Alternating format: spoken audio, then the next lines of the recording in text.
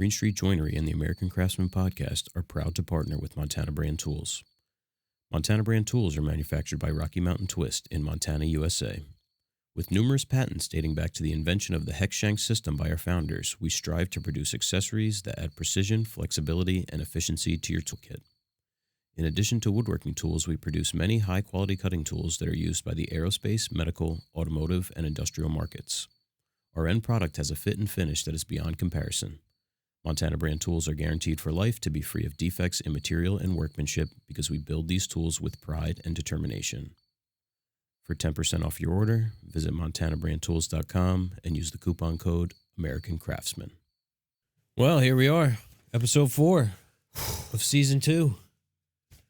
I tell you, it seems like it was just today.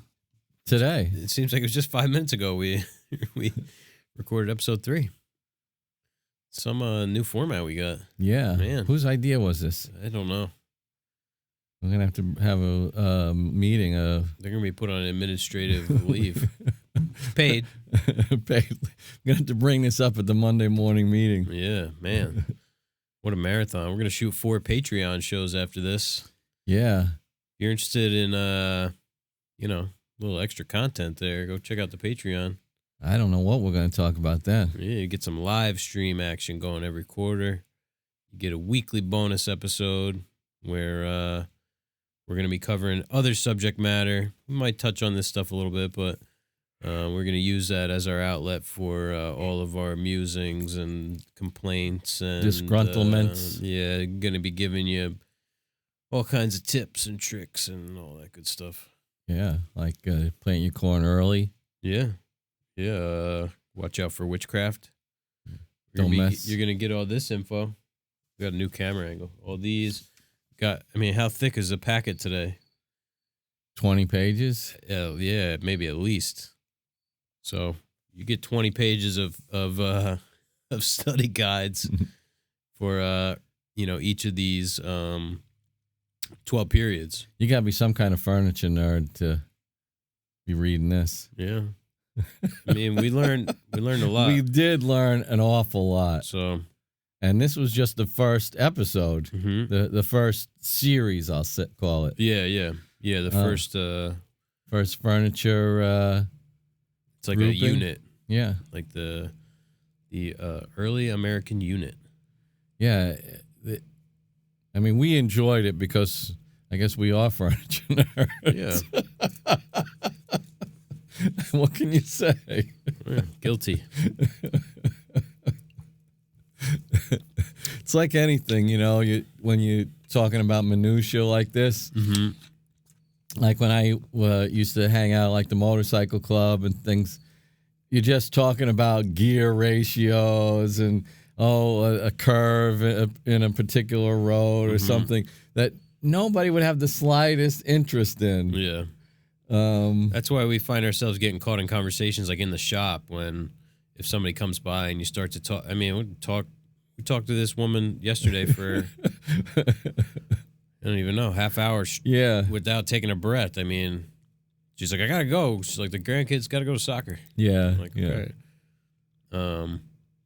But yeah, the idea with these 4th episodes is to sort of tie a portion of it into present day. Mm-hmm. So how does something from the early American period, how is it relevant today? So you may see this 4th episode evolve maybe more than the other ones. Yeah. But today we decided to focus on the trestle table, which was a big part of the early American period. So huge. We'll start off here with a little quote from Christopher Schwartz. You might know him, Lost Art Press, actually author of at least one book back there. The trestle table is an early achievement of structural engineering. It is lightweight. Sometimes. I could pick up an 8-foot example with one arm, and yet it is impossibly sturdy. It requires a minimum amount of material. It is portable, and most of all, it is a beautiful form. Again, Christopher Schwartz of Lost Art Press. Yeah. He's talking about the classic example of the trestle table. Right. Which I have the name in here somewhere. Yeah, we'll get into it. Yeah. So according to Joan Glog's A Social History of Furniture Design from BC 1300 to AD 1960, there are only two forms of furniture: a box. That's right. A block and a box, I guess, kind of the same thing. A box or a platform. Yeah. I'd say maybe things have changed a little bit. Yes. Since 1960, but could fit most things into that. Cabinet's a box. That's right. Table's a platform. Right. I think that's what she's alluding to. Like a bed is a platform. A shelf. A cabinet's a box. Yeah. No matter how ornate. Set of kitchen cabinets is a series of boxes. A charcuterie board is a platform for charcuterie. For cheese and grapes and no real charcuterie, but crackers, deli sliced salami, maybe a Hormel pepperoni. Some of that Cracker Barrel cheese. Yeah, port wine, like log that's covered in nuts. Chopped pecans. Oh. Yeah. You got my charcuterie juices flowing over here. When it comes to boxes, nothing is more boxy than a chest. When it comes to platforms, nothing supersedes a trestle table. Did you write that, or is that a quote from the book? That's a quote from the book. Oh, okay. And since at least medieval times, trestle tables have been a staple of the finer castles, manors, and huts of the Western world. Yeah, I love that. I love that line. I guess the ones that weren't so well off just had, like, maybe they ate on the floor. I mean, the finer huts of the world. For the serfs. The trestle table is the oldest type of American dining table, and the predecessor was called a table board and frame. So literally picture a board with some trestles underneath. And we'll get into we'll get into it right now. A long, narrow plank of wood rested on a frame of several trestles. So trestle, if you don't know, like think of like a train trestle, you know, like a almost like an eye-shaped structure that holds something up. Think of your race car tracks and things like that when you were a kid. A narrow plank of wood rested on a frame or several trestles or horizontal beams. These bridges of wood or horses were pegged and braced to the tabletop. The legs were designed to be easily dismantled for storage or moving and were very practical for traveling as the world was expanding. And see here a nice little, I'll put over Rob's head, a nice picture of a trestle table, of a period trestle table. Before the Georgian period, which is like 1714 to 1837, the tops of trestle tables tended to be quite narrow. According to David Nell's English Country Furniture, 1500 to 1900. And, why were they so narrow? Well, everybody sat on one side of the table. Yeah. It wasn't like now where you're sitting across from people. And they could one board. Yeah, right. And so if you were of the type that had a table, you had people serving you. That's right. So you sat on one side and the servants served you from the other side. Almost like counter service. Hey, there you go. There's the example right there. Yeah, and the practical purpose it served was in case you were attacked, you always sat with your back to the wall. You could flip the table over and, prevent yourself from getting killed. Yeah, that's no joke. That's actual, true historical fact. Yeah. People sat with their back to the walls like in a mob movie. Right. Yeah, I always want to see the door if I go to a restaurant. I'm not going to sit with my back to the door. You got to assess any potential threats. Drop that table down. Yeah, and we're in New Jersey too, so you never know what the hell could happen. And as home security improved and dining mores changed, the trestle table became wider, but shorter in length, and its basic form survives basically unchanged until now. And the leg layout, which is similar to like a pedestal table, it allowed people to sit more comfortably, without getting all hung up in their legs. So we'll see how that now translates into use for us when we get, requests from clients. Early American trestle tables find their roots in the dormant and refectory tables of the Middle Ages. So the dormant table was a trestle table. It usually had like a covering on it, like a runner, I guess you would say, of fabric. And it was that helped imply that it was stationary. trestle tables a lot of times were used and moved around a lot. Mm-hmm. And this is the first sort of example of a stationary piece of furniture in terms of table. So the runner was the sign that, okay, this is a more permanent fixture. I like that. Monasteries in the medieval times had a refectory, a room for congregate group dining. And a very long trestle table was popular in these rooms and commonly became known as refectory tables. In the late Middle Ages, the refectory trestle table became the table preferred for banquets and feasts held in castles or high estates. So we've all seen, in movies, the kind of Harry Potter, Oh, yes, yes. So those were trestle tables there at Hogwarts. Yeah, I mean, I even think about like the Viking movies and things like that. Everybody's sitting at one of those long tables. Yeah, you don't picture like a four-legged table with an apron when you're thinking about, King Arthur or the Vikings. It's a very, we talked about the Jacobean, that rectilinear, heavy sort of look. That the trestle table has that look. The other tables really do not. Right. As soon as you start getting into those finer and legs. Pedestal table kind of, I don't know when the pedestal table originated, at least for dining. You like the candlestick type tables and stuff, I know are pretty old, but for dining, it seems like a more of a modern kind of thing. Maybe like late 1800s. Yeah, like when did the round table become fashionable? Like a round dining table, everybody faced one another. Right, yeah. Yeah, I don't know. I guess we'll find out as we continue on our research. And probably things like service adapts with it. Mm-hmm. Like, because we're talking about everybody served, and you're facing them, and this. You've, in fact, schooled me on it, where service comes from a particular side. You don't put your arm put the in back front. of your arm to someone. Yeah, you never show them the back of your arm. Yeah. Then you'll see the back of their hand. Early American trestle tables were typically massive and heavy. So you're starting to move away from that portability type thing that even Christopher Schwartz was talking about, that he could lift up a 8-foot. Yeah, because he's thinking about, if you could imagine putting your arm around the table, that's how narrow it was. That's more of the what do they call it? The plank and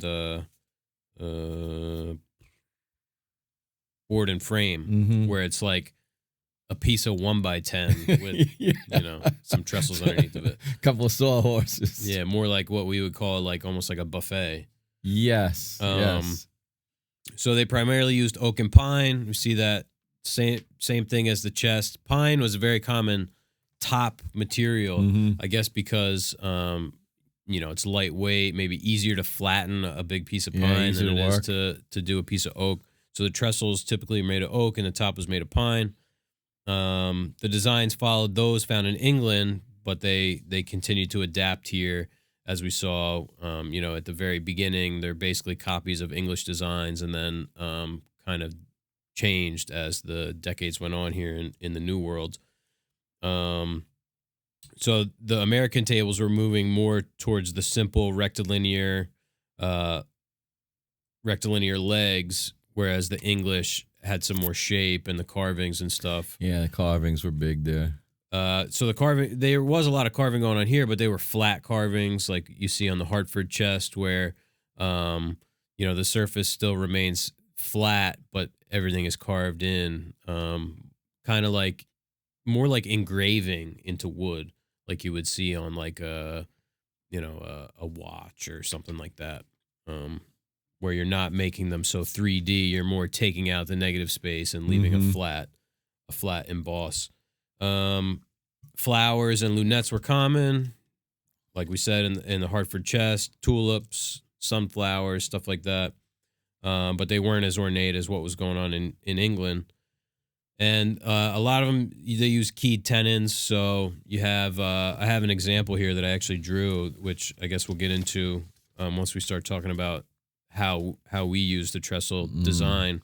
So the trestles, the tabletop sits on top of the trestles, and there's like a horizontal beam, I guess you would call it, that runs through the middle of the trestles a lot of times, and they would have keyed tenons that located those and kept them from falling over. Yeah.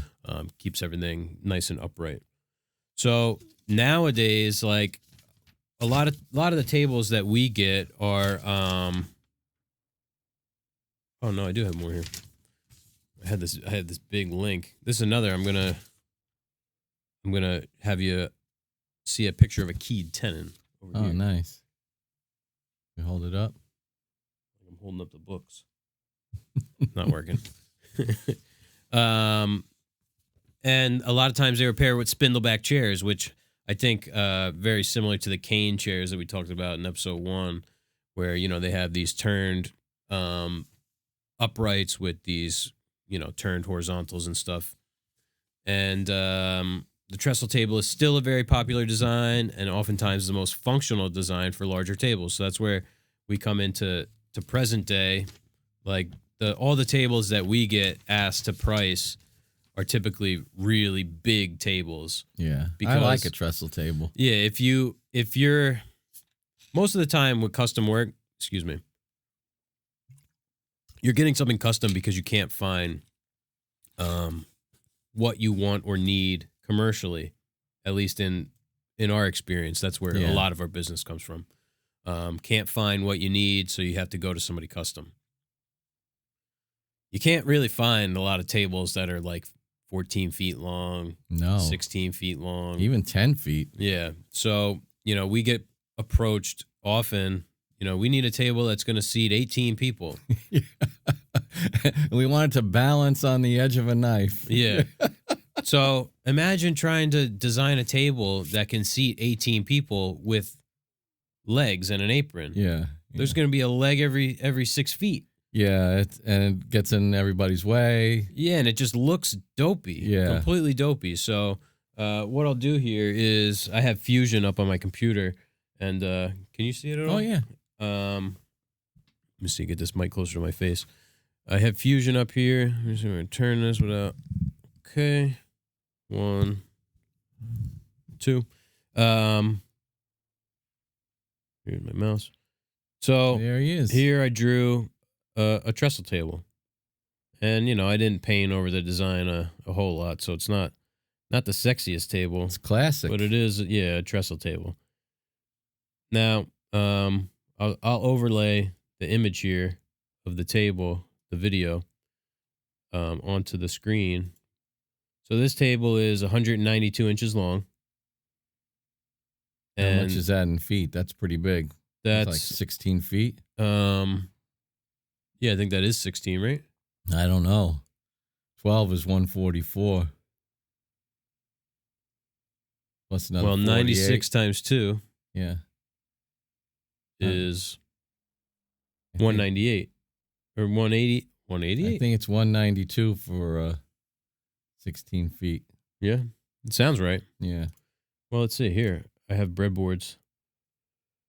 167. I don't know. It's something like 16 feet. It's big.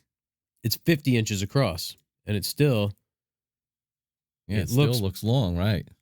Pretty narrow. Yeah. I have 3 trestles, and they're made up of pieces that are 3x5, with a nice taper cut onto them. They have, there's breadboards, which not typical to the early American trestle table or trestle tables, prior to that. More of a modern kind of thing. We're dealing with a 50-inch wide tabletop. So you're going to need something there to keep that thing flat. It's a 16-foot, you got 14 feet of side grain glue up with 2 12-inch breadboards. On the breadboard, what I read? That, it led to a lot of cupping and stuff like that on the tables was because on the table, it's always getting wet on the top. People washing it. That makes sense. So here, let's get rid of the top, and we'll get rid of the breadboards. You can see this substructure here. So these are the trestles. You have Mortise and Tenon joinery.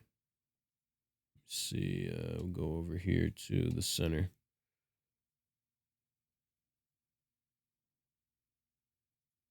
So you see we got a big tenon coming out of this center section. And same thing at the bottom. So this is just a big mortise and tenon joint. Very strong. You know, this is going to be super solid. Those are 3-inch by 8-inch tenons by, I think they're 1 inch wide. That's some timber. And you can see here the keyed tenons. Let me get rid of the center mid. So here's your tenon. There's your mortise. Get rid of this. There's your tapered mortise. So it's got a pretty gentle taper on it. This goes from 1 inch down to 3/4. But there you got your keyed tenon. Pull this up so you can see.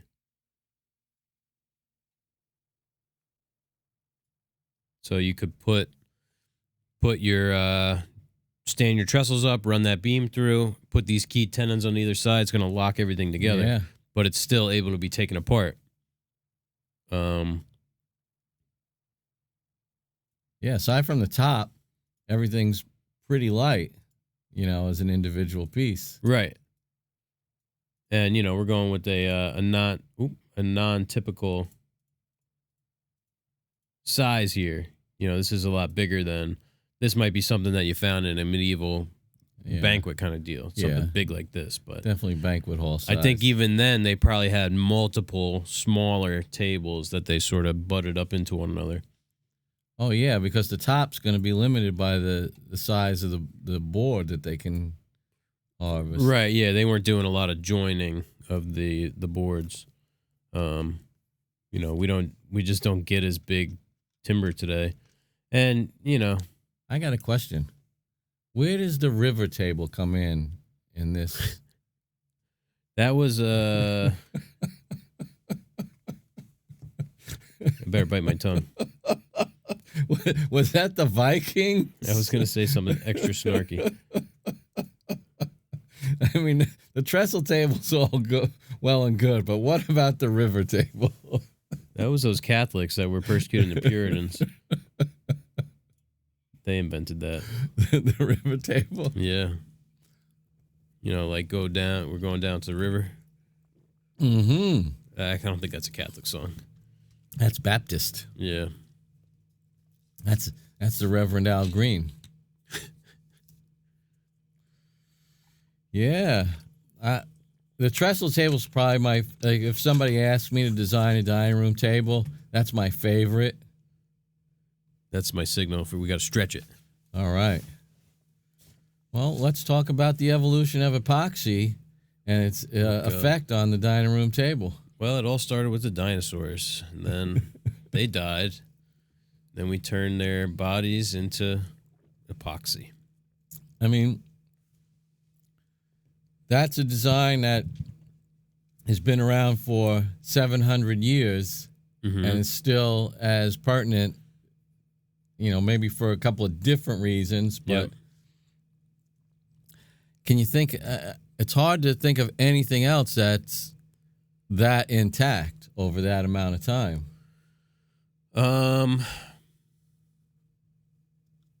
Yeah.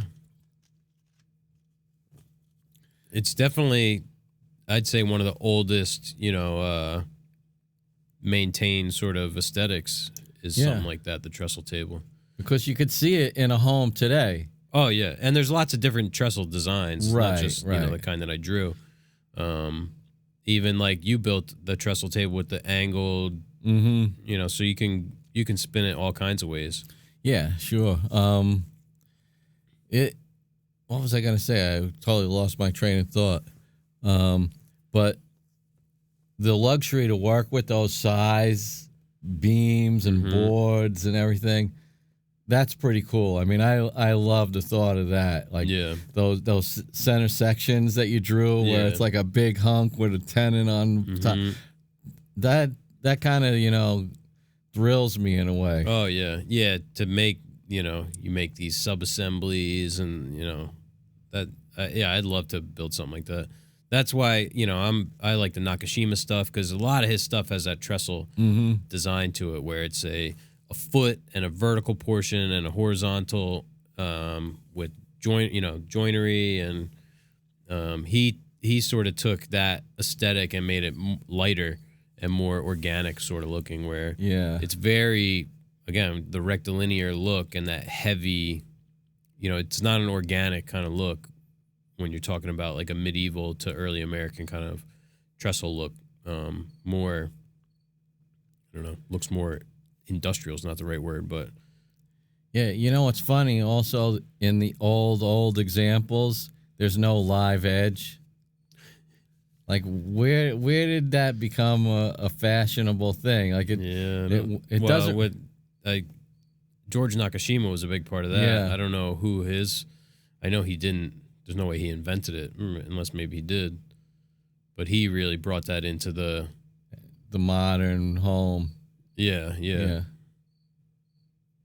Yeah, I don't know if there's a Japanese influence there. It might be something we're not aware of. Yeah. Because I would have expected to see more of that in those like really early examples, like fell in a tree, flattening it on one side for the top. Yeah, they probably saw that as like half-assing it. Yeah. They're like, what do you mean? We're going to leave that? Yeah. Exactly. I just spent a 7-year unpaid apprenticeship. Yeah. All I got was a T-shirt. I just spent 3 pence on this table. Yeah. Yeah, I mean, I can appreciate live edge in certain situations, but for the most part, it's been used and abused. Yeah, just like the butterfly and everything. That's unfortunate. It's another George Nakashima kind of thing. It's taken a beating, the old live edge. Yeah, like it was supposed to highlight the natural beauty of a specific piece of wood, and now it's just any piece of wood. Right. It's like I got this junky, this like side of the road piece pallet. of wood that, not even pallet, but like a tree that was never should have been a piece of furniture wood, was never up to snuff. And we filled it and stabilized the punky parts with penetrating epoxy, and we put colored epoxy in and some bow ties where they didn't belong, and it's, I don't know. It's like taking a minute steak and like and like stacking 5 of them up and putting like sauteed mushrooms on the top and saying it's a steak. I thought you were gonna like pretend it was Chateaubriand. Well, yeah, that's what I'm getting at. Wrap it up in some pastry. Yeah. Yeah, it's like making beef Wellington with steakums. Yeah, there you go. The beef Wellington. I'm not sure if I've ever actually had that. Yeah, we used to make these little hors d'oeuvres, little past hors d'oeuvres. Mini puff pastries with a piece of beef tenderloin in there. Porcini mushrooms. Yeah. The old days in the kitchen. Yeah. So can we maybe recap, or not recap, but do we have any thoughts about the early American period as a whole? Well, we could kind of go back and, there's all these socioeconomic influences, because as we're talking about furniture design, we have to talk about the manufacturing of it and how that influences it, and people who are customers purchasing it, the craftspeople who are making it. And although they're a completely different set of circumstances, they almost mirror what we experience today. Yeah. Which is interesting. I would have thought it would come out a little bit different than it did, because we're going back to a time when the country is really just a rough colony. The circumstances in people's lives were totally different, living conditions. Yeah. Yet all these drivers have a close relative in the things that drive our business today. Yeah, I mean, you have people fleeing a country because of persecution. They come here, and it starts off as more of a necessity because you move to a place with there's nothing here. There's some native people, but there's no civilization as they knew it in Europe because there's big cities and stuff in Europe that the New World didn't have any of that. So they have to come here and start building things, and it's all out of necessity. And then people get a little settled, and you see the artful side of the design start to come out more, and the individuality of the American design starts to become a thing where they move away from the English designs and they start coming up with their own riffs on these things. I'm interested to see what happens once there's like a full-on, severing of ties. Yeah. Once the America becomes America, the United States, how that influences our concept of design. Right. Because we don't want to probably rely on, the old George and everything that's named after a royal term. Yeah, and there's got to be, start to be a rejection of the English style because there's an animosity there. I'm wondering how that comes to pass. Yeah, like post-American Revolution, which must be... What period would that be? Would it be federal? Yeah, I know the federal period's coming up. Let me see. I think that bottom piece of paper there has all the periods on it. All the way on the bottom. It's like ripped. Maybe not. I must have taken it upstairs, but I had it all jotted down. Let me see. I might have it here in my notes. Notes. Podcast season 2. Oh, yeah. So... Oh, no. It's not on there. Maybe it is right here. Excuse me. Podcast. Where is... Yeah. There. So the next section will be... No, Pennsylvania Dutch is in there too. Yeah, okay. So colonial, Pennsylvania Dutch, federal, Sheridan, American Empire, Shaker, Victorian, arts and crafts, Art Nouveau, traditional revival, and modern. I'm surprised Shaker's that far down. Yeah. I'm going to have to double check the order on that. Yeah. Well, I mean, there have been a lot of surprises so far, so. Yeah. So we must be talking American Empire is when maybe that's the post-revolution?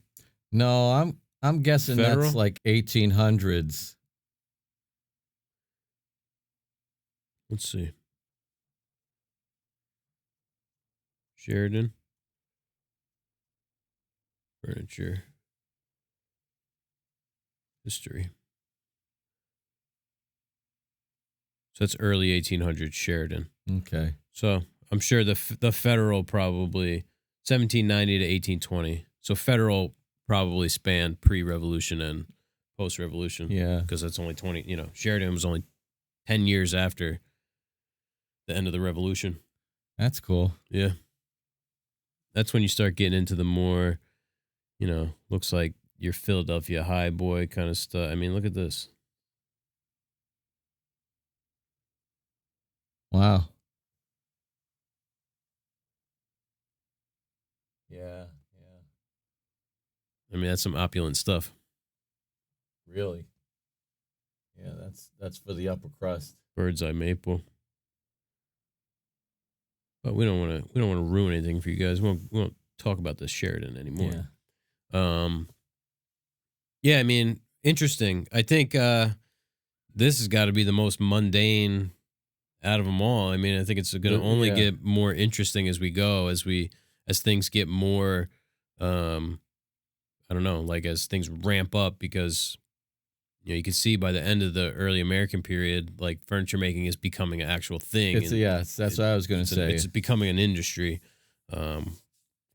whereas before it's just a necessity. It's all vernacular furniture. People need a table. They need a cupboard. Now people are becoming more established. They have permanent residence. These these towns are growing and money. more people are starting to come. Yeah, there's, import export starts to happen. So you might see influence coming from, we saw here, like influence coming from the West Indies. Mahogany starts to come up. Cities start developing where there's people with money and who have worldly tastes. And so it should be pretty interesting. Yeah, I know there's stuff that comes from Asia, like Japanning is is a verb, So, yeah, there's a lot to cover. Yeah. And hopefully we'll be able to do it. I will be able to do it. We're the guys to do it. So what do we got going on in the shop? Maybe we touch on that at the on the Patreon, the culmination of this. Here, this, fourth episode. Well, what's in the shop is definitely based more on modern. The stuff we're waiting on the stone, that's definitely modern. We got modern wall unit. Straight out of that textbook there of modern design, simple, angular. Talk about rectilinear. Yeah.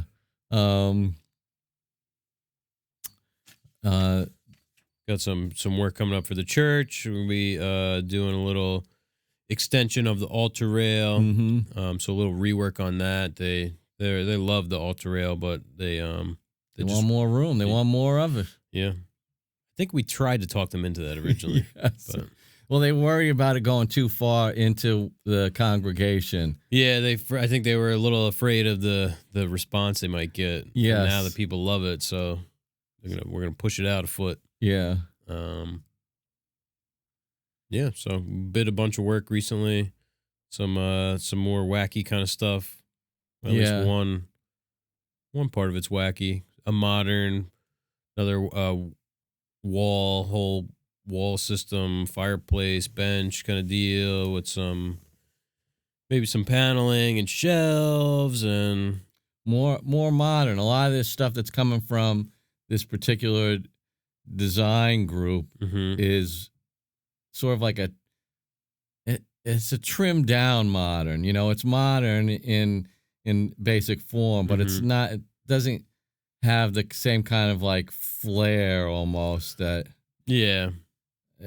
It's that. It's like it's contemporary. It's there you modern. go. Contemporary. It's not better. like you might think of modern as like in the future. This is like just the very simple, clean, more harkening back to the mid-century kind of stuff. Right. And they seem to all be looking at the same articles. It's a flavor of the times right now. But that slat wall kind of thing. Yeah, I do like the aesthetic. It's not the thing. I like the way it looks. It's just not the most fun to build.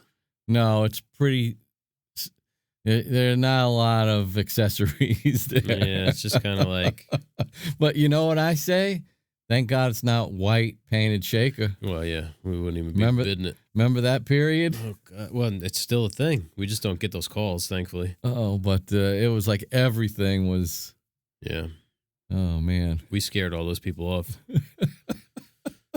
We want this 8-foot tall pantry or this 8-foot tall linen cabinet for the bathroom, and the budget's $900. Like, yeah, okay. Oh yeah.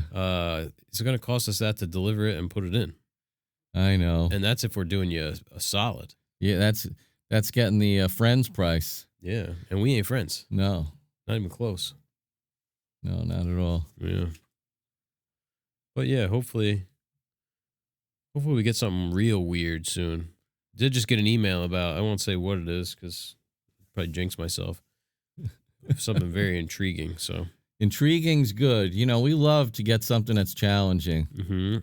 When we say, all right, we want this, now how are we going to do it? Right. That's kind of our favorite project. Yeah. Because hey, the more of those you can stick under your belt, the better. Yeah. Like, we're waiting for the stained glass to go in. Yeah, I got to follow up on that. I'd like to get some pictures of that door that we built. Yeah. With the stained glass in it. Well, now we got to remember we're talking a month in the future, so maybe all these things will have come to fruition. Oh, by now. yeah, that's right. This is a month down the road. So, man, that stained glass looks great, doesn't it? We hit the Powerball last week. I mean, what a blessing. That's right. By now, we will have disappeared. Yeah. We'll be doing the podcast remotely from an undisclosed in two Fiji. different locations with like our faces blurred out. Oh, man, that's funny. We'll have had extensive reconstructive plastic surgery to change our appearance so that people don't know who we are.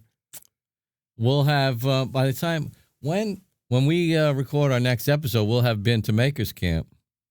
Oh, yeah. Yeah. Yeah, it's in 2 weeks. So when this airs, we'll have gone to Maker's Camp already. Yeah. Yeah, so you'll hear about Maker's Camp in about 5 weeks. Yeah. Well, no. From this, 2 weeks, 1 week. Yeah. Maybe we should do a special Patreon episode recapping Maker's Camp. Yeah. We could talk about it on that first. Yeah. Because that'll only be a week after. Oh, Maker's okay. Camp. There you go. Yeah, because we should be due, if we're going to do it a week early, second week in October, which is, that's Maker's Camp is first week. That was just my stomach growling. I thought it was my chair. What time is it? 12:30. We've been at this since basically 8 o'clock. Oh, it's time for lunch. Yeah. Well, we're running a little light on time for this week, but we're still we're working the kinks out. Yeah. Yeah, if it's not enough, you got to head over to the Patreon and get another nice little dose. half hour, a little 45 minutes sometime. Who knows? We lose track in there because we're going to be going on about all kinds of different stuff. We got a live stream coming up. I guess after this, if this is airing in 4 weeks, it should be in like a week or two. The next live stream for patrons, and we don't have a subject for that yet. We're going to have to pry that out of the patrons. Yeah. What they want to know about. They want to know about more pricing information, more design, live design workshop, or some kind of technique. So who knows? Do a couple hours of live stream. Yeah. Could be anything. Yeah. But yeah, hope you guys are enjoying the new format, and we'll see you next week for the first episode of the colonial period of American furniture. Yeah. Awesome. All right. See you next week.